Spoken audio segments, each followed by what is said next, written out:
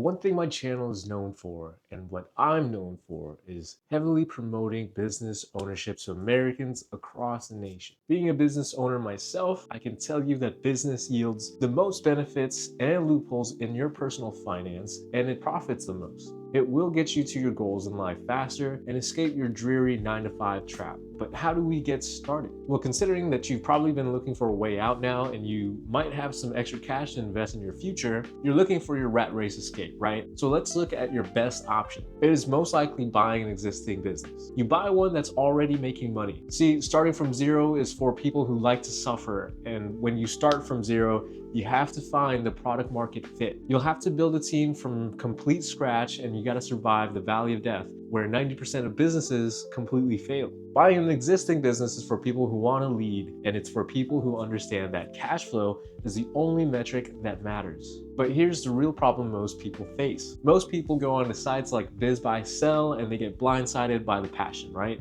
They buy a bakery because they like cookies and they end up owing a low-paying, high-stress cage. Well, today I'm going to show you the exact system I use to evaluate businesses, spot the red flags, and negotiate a deal that essentially pays for itself. And we're not just going to be looking at some website. We're also going to be understanding the unit of economics of wealth. Now, when you work a 9-to-5, you're taxed on what you earn before you spend it, right? But when you own a business, you're taxed on whatever is left over after you spend it. Now, that single simple loophole is the difference between struggling and thriving. But in order to get there, you got to stop thinking like an employee and start thinking like a capital allocator. Keep in mind, you're not looking for a place to work. You're looking for a machine to buy that produces cash while you sleep. Now, step one here, we have to kill the passion myth once and for all. My motto is pretty simple. Don't buy what you love, buy what can scale. Now, we're looking for a business with a valid model and a proven cash flow. Now, if the current owner is the genius of the business, most people are going to tell you to run, but I'm going to tell you to look even closer because that is your opportunity. If the business is successful despite a lack of systems, then you're going to be buying a diamond in the rough. You're going to be buying the cash flow and then you apply the buyback principle. So you're going to have to put in the work to automate the operations and install a team so you can buy back your time from day one. So you're not just going to be an owner, you're also going to be the architect who turns a chaotic job into a streamlined asset. When you buy a business, just know that you're going to be buying a set of problems. But your job as a new CEO is to solve those problems once with a system so they never happen again. If the owner is currently doing the accounting, the sales, the delivery, that means it's great news for you. It means there is a massive room for margin expansion simply by professionalizing the operation.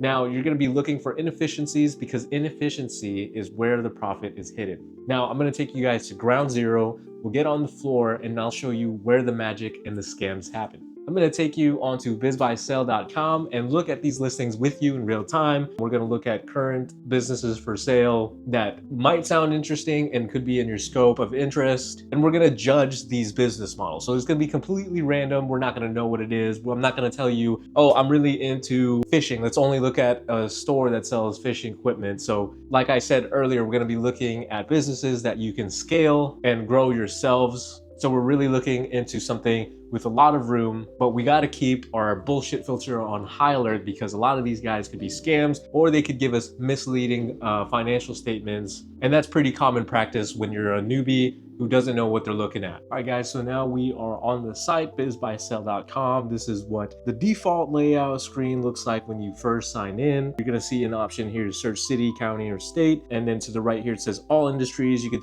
pick ones that are more specific. But since you are coming into this as a 9-to-5er, don't know what you really want, and you're looking for something easy to scale, you gotta be more expansive in your search. Like I mentioned before, you can't be too specific. You're gonna wanna look at models that are easily growable and easy to scale, got lots of room for growth. So we're just gonna pick a random location here and let's put in Tennessee, for example, okay? And as we're looking through this, there's an option for more filters. Typically when I'm looking for a business here, I like to go into the more filters, set my max price at $1 million. And one important thing I like to do manually input is right here where it says cash flow or EBITDA. I put the cash flow at minimum $100,000. That means that's what you're profiting net after all operating expenses and income. That's what is coming to the owner. That's what you'd be taking out as a salary. Now let's go ahead and click apply. And already you see all these businesses popping up. We got a marketing agency here at the top, and it's a wide range of industries because I didn't set a specification. I'm very open to learning new trades, and it doesn't matter what the industry is in. There is a quick learning curve to businesses as long as you're open and you're willing to learn the business model. Once you learn the business model, get to know the customers, vendors, etc., it's pretty quick to automate and write a standard operating procedures to go ahead and then run in the background while you're looking for ways to expand or do passive income investing for the business itself. So while it's running in the background, you can work on sales, acquire new contracts, and maybe even looking to open a new second location. So first thing, let's take a look at this listing for an exclusive CEO club in Nashville, right? So as you can see, they want $500,000 for a business, and they claim that they're getting $376,992 in earnings before income tax deductions, which is EBITDA. Now on paper, that is roughly a 1.3 times multiple, and it sounds like the deal of a lifetime, right? Wrong. In business, if the multiple is that low, that asset is usually just a house of cards. And this is what I typically call a key person risk, because in this specific case, it smells like a flat out scam, right? Just reading through this description alone, I mean, they're claiming it's a philanthropic social club, which really values business working. So you're not really buying a business, you're buying a networking club in a tuxedo. So you're not even replacing the owner here, even in a traditional sense, right? This model is essentially a stupid networking club where you are just paying for a seat at a table that you can supposedly own. And really, what's their business model here? It's that you can pay $500,000 to join the club and own a local chapter, and then you're now responsible of being the lead entertainer for a group of people who are also paying to be there. Now, the pros are that it has a high paper EBITDA rating relative to the price and a high status perceived value in the community. But the cons here are totally extreme, right? There's zero proprietary technology.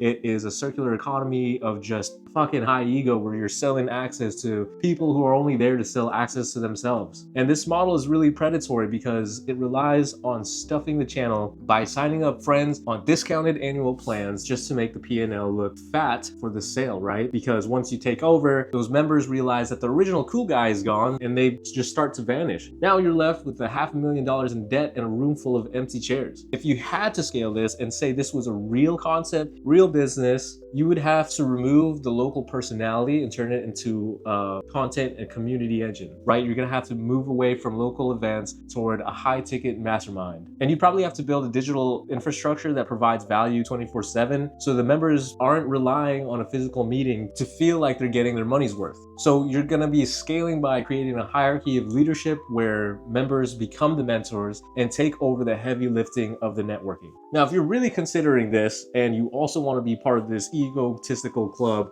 where people think they're hot shit just because they're making $80,000 a year and have a Mercedes-Benz that they can't afford, but you really value showing it off and showing status to other folks, well, then when you reach out, ask if the owner stops attending the events tomorrow, what percentage of the members are actually going to cancel their subscriptions within 30 days, right? Because you're going to be flipping that switch. You're going to be the new guy here, taking the lead on things and making the speeches, holding the events. And you're going to also want to see the aging report of the members and the true cost of acquisition. If the owner is just networking to get members, your cost of acquisition is your entire life. And that is not a business. It's just a social sentence. Now, I think that was a perfect example to get into what kind of looks scammy on this website, because not everything is going to be a real listing or a legit business model, okay? But if we want to go into the next level where it's still somewhat a real business, right? We're going to look at a real business here, maybe not such a great model to get into or a great niche to scale or grow. This is what we were talking about earlier, how you're going to want to pick something that has a lot of growth in it and is much easier easier to scale and make more sales in, rather than a specific niche that it's a very small circle and you're probably gonna have a rough time. So here we're gonna take a look at this iconic Nashville prop house. Now, it's an industry leader listed at $699,000 and it offers $137,692 in cash flow. Now, this sounds more realistic because the cash flow to asking price is a 3.8x multiple. So it's higher because it has a moat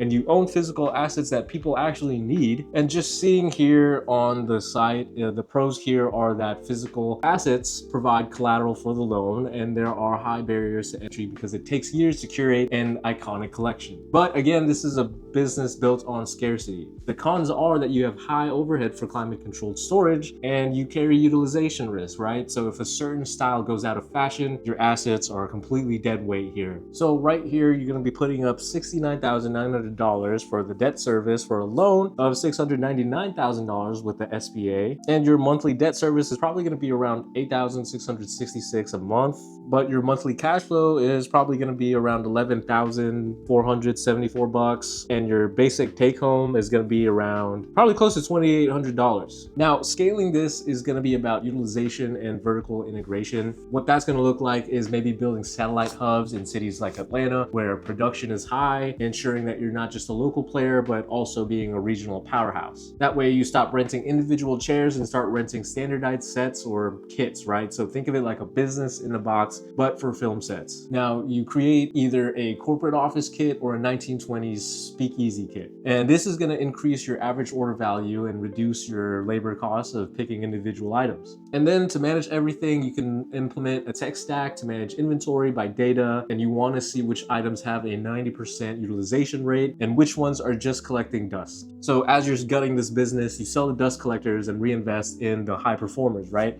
You scale by becoming a production partner, not just a vendor. And you're gonna wanna offer design services using your own props. This will allow you to capture more of the production budget. When you reach out, ask about the average age of the inventory and what percentage of the revenue comes from the top 3 production studios. If one studio leaves and your revenue drops by 40%, then you have vulnerability here. You'll really need to diversify the client base to ensure that no single production can sink your ship, right? Now let's look at more realistic businesses to consider. And we're talking about labor services here. So here's a major opportunity here, looking at green technology lawn services. We're still here in Nashville. We just chose Tennessee as a random state, but just to consider here, this business has an asking price of $189,000 and a cash flow of $166,985. Now think about the math here for a second. That is a 1.1 times multiple. It is grossing about $759,021 a year and has been around since 2014. This is what I call an efficiency gap. Now, the owner is stating that they're selling because of resource limitations, but let's be honest, that's just code for saying they have the revenue, but they don't have the systems or the capital to keep up with the demand. Now, this is a scientific, data-driven outdoor care company, right? They do soil analysis for fertilization, they use smart sensors for irrigation,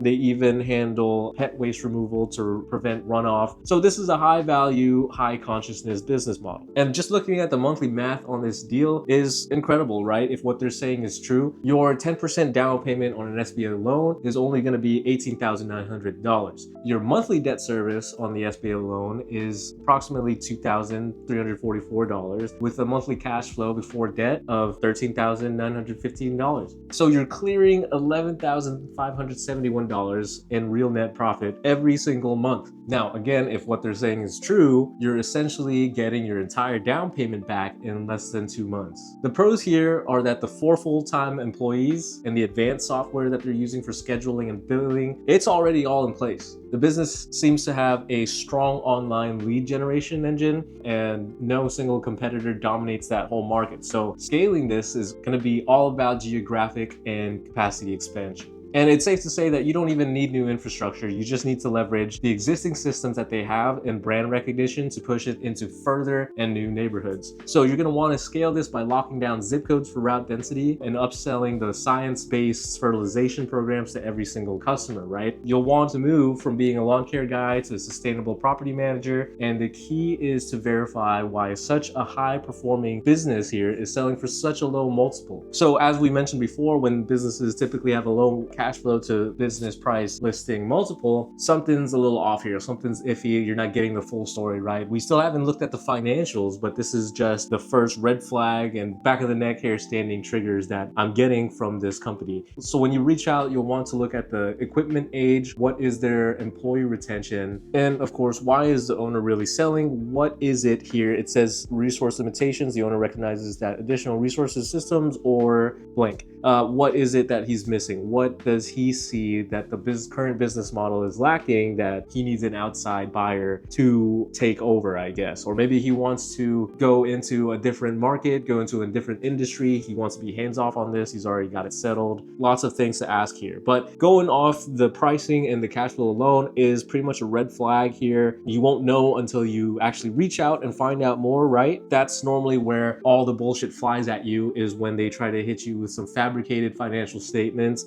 that don't match the tax forms that they send to the IRS. And it helps to be there in person to take a look at the business if you are able to work that out with the broker to see what the status is of their assets, their equipment. Is it old? Does it need replacing? And if possible, actually take a look at their customer database, right? They'll typically have you sign an NDA for a lot of these things when you reach out. Another famous tactic a lot of brokers are using nowadays, I'm not going to say that they're always lying or stonewalling you, like pulling up this paywall in order to get you interested. They'll ask for some sort of LOI, which is a letter of intent, or ask you to get more serious. So they won't send you the financial statements unless you send them an offer, which sounds really scammy. It is a fair common practice nowadays to do that. And a letter of intent would be your safest bet because it doesn't mean you're actually buying the business. It just means that you are getting more serious. If you don't like the financials and looking at the official documents, you can definitely back off. So it's not to be scary. You're going to want to write that document yourself so you're not screwed over, right, by the broker. Now, a few other pros about this is that it's a massive niche market advantage because high-end neighborhoods hate gas mower noise. So you're selling silence and not just a mowed lawn. It's repeatable, it's recurring revenue via maintenance contracts, but the cons are seasonal churn and high initial equipment costs. Another way to be scaling this route, right, if we're really thinking about reaching out and furthering our interest in this, is when I mentioned locking down zip codes. You're going to be wanting to sell and service all the houses within that area back to back to back and next to each other. That way your crew spends 90% of the time working and mowing and only 10% driving, because every minute spent in a truck is a minute you're now losing more money. So you upsell the ecosystem by selling maybe more organic fertilizer and solar lighting, and kind of move away from being the grass cutter to now an outdoor lifestyle manager. And to really automate this and scale it, you're going to want to create a fleet in a box model by documenting every standard operating procedure and hiring a manager of operations to oversee all the crews. So you shouldn't be the one checking if the blades are sharp enough. Again, we want you working in the background as the owner. You should be the one looking at the marketing dashboard. Your job is to be able to scale by acquiring smaller traditional gas-powered competitors and converting the routes to your own green tech model. So this allows you to instantly gain market share while offering a more superior service that justifies a 20% price premium, right? And even with just the name of the company alone, you can maybe leverage the green tech angle to win municipal or corporate contracts that have carbon reduction mandates. Just by looking at this alone, again, if this is real, this is a high margin, high growth play if you can manage the labor. And you got to ask what the customer acquisition cost is versus the lifetime value. And again, ensure the equipment is commercial grade, not consumer grade. If you're buying a fleet of Ryobi mowers from Home Depot, you're going to be out of business in 6 months because those machines are not designed for the rigors of an 8-hour workday. Now we move to a high revenue, high risk play. We're going to be looking at FedEx route listings in Redmond and the greater Seattle, Washington area. Now let's pivot to the logistics sector, where the numbers tell a very different story depending on where you stand. Look at this FedEx route listing out of Redmond, Washington. Now the asking price is $799,999. So essentially $800,000 with an advertised cash flow of $180,000 on gross revenue of $768,481. So now on paper, that is a 4.4 times multiple in the price, which is already a premium for a delivery business. So it's selling pretty high. And the seller here is advertising it as an absentee model business. So they're saying they only spend 2 hours a week on it because they live in a completely different state and they have a full-time manager already in hand. So it sounds like a dream deal, but in Redmond, Washington, it's just going to be a mathematical nightmare here because again, you're a 9-to-5er, you don't have the upfront capital here, so you're going to be using SBA loans. So your monthly debt service on a $720,000 SBA loan is going to be roughly $9,909. So your monthly cash flow from this before the debt is $15,000, which leaves you with about $5,100 in real net profit every single month. And if you ask me, that is a really high price to pay for such little reward, right? But here is where we go into the death trap. All these box trucks that you're going to have to operate out of use diesel, and all the diesel in Washington is currently north of $7. So most of these P&Ls are built on $4 fuels. If your fleet of 8 trucks and 2 vans burn through 3,200 gallons a month, that's essentially a $3 price gap. That $3 price gap is essentially $9,600 monthly. That's going to be expense. And it's not even on the broker's sheet. So your $5,100 monthly profit just became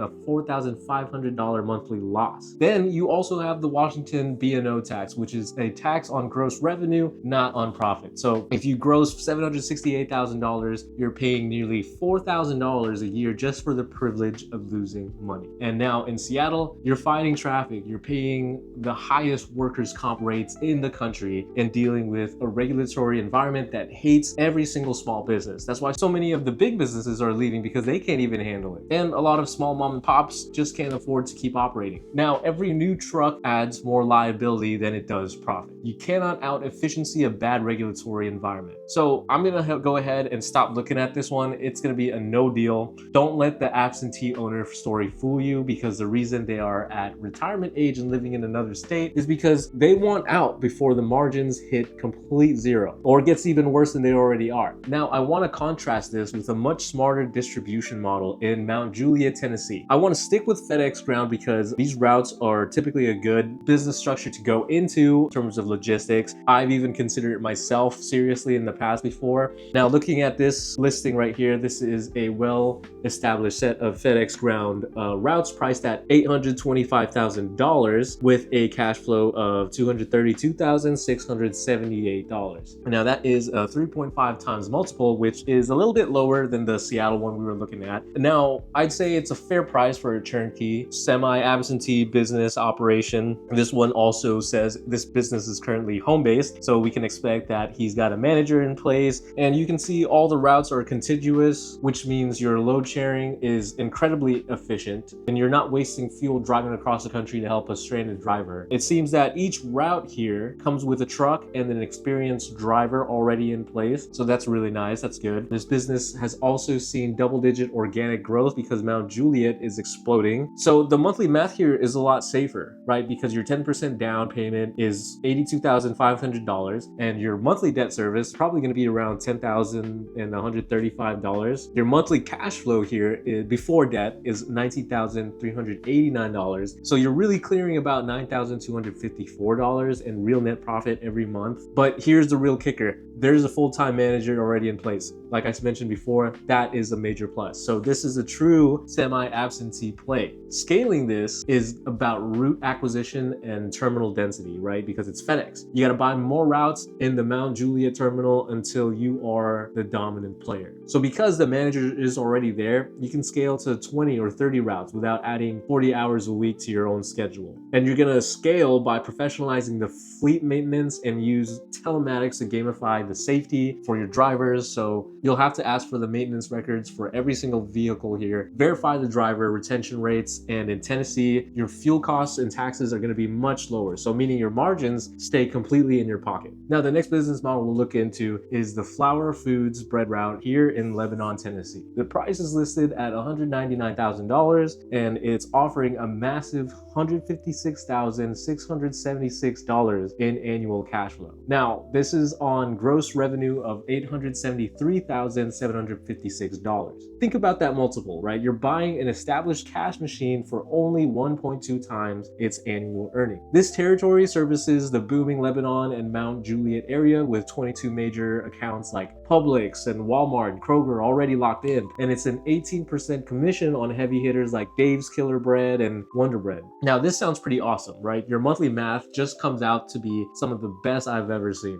If you do a 10% down SBA loan play, your down payment is only going to be $19,900, and your monthly debt service is around $2,450. So your monthly cash flow before debt is going to be a staggering $13,056. Let's go in here for a minute. There's so many things you can do with this. In scenario A, you can drive the truck yourself, and after paying the bank, you're putting $10,606 in your pocket every single month, and you get your entire down payment back in just less than 60 days. But the thing with these bread routes, guys, here, you gotta know that you'll be waking up at buttfuck early morning. At 2:30 a.m., you're at the store before the sun even comes up, and you'll be delivering until 11 a.m. for 4 days out of the week. So typically their schedules are somewhere around Monday, Tuesday, off Wednesdays, then Thursdays, Friday, something along those lines. So you'll have 3 days off, but one of your days off, you gotta go in for about 2 to 3 hours in each store and move your bread around just to keep the fresh ones in the front and move the old ones to the back. And you got to account for a lot of old and disposed bread that you're probably going to have to not be able to sell here. Now, in scenario B, you could hire a driver or a manager for $50,000 a year, and that leaves you with a monthly passive net of $6,440 after paying the bank and the driver. Now, scenario B is what I'm all for because it's the ultimate rat race escape. You're already watching this video and into this biz buy sell listings, buying an existing business because you want to get out of working yourself, right? You're seeking that freedom from work and working that 9 to 5, being tied to some hustle, being tied to a boss. So with scenario B, you're putting approximately the same $19,000 down and you receive $6,400 a month for the rest of your life. But let's talk about scaling this, because scaling this is about route roll-ups and shelf space negotiation. Now, say you buy and expand 5 more routes and hire a district manager who handles all the logistics. Then you train your drivers to be salespeople who negotiate better eye-level placement in the bread aisle. Now, your job is going to be to monitor your stale rates with a hawk eye to add thousands to your bottom line. Every loaf of bread that doesn't sell is a direct hit to your pocket. And now you're going to want to automate this by using predictive ordering software so you're never overstocked or understocked. And you also want to look at the geographical growth of the area. Mount Juliet and Lebanon are 2 of the fastest growing markets in the state of Tennessee. So this is a classic land grab disguised as a bread route. Finally, I want to get into franchises here, right? While I'm not specifically pulling up a specific franchise model on paper, and I'm not going to show you guys that in the background because you can do your own research and judge for yourself, but I want to let you know the trap of owning a franchise. So we'll take a look at a Chick-fil-A franchise model and just kind of throw in some numbers in there to show you how it makes sense and if it's even worth it for you to own one. So now Chick-fil-A franchises boast an entry cost of only $10,000. And while the pros include guaranteed traffic and world-class systems, the reality is that you own nothing about this franchise. Chick-fil-A takes 15% of gross sales and then 50% of the remaining net profit.